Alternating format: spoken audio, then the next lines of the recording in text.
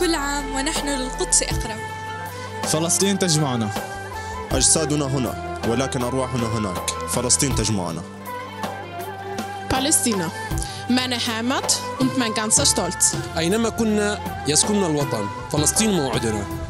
Palästina, es stimmt zwar, wir leben weit entfernt von dir, aber wir haben und werden dich nicht vergessen. Du wirst für immer in unseren Gedanken bleiben.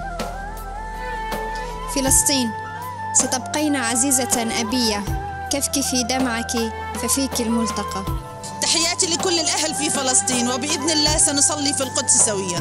فلسطين تجمعنا والعودة موعدنا. قلوبنا التي تركناها هناك سنعود لها يوما.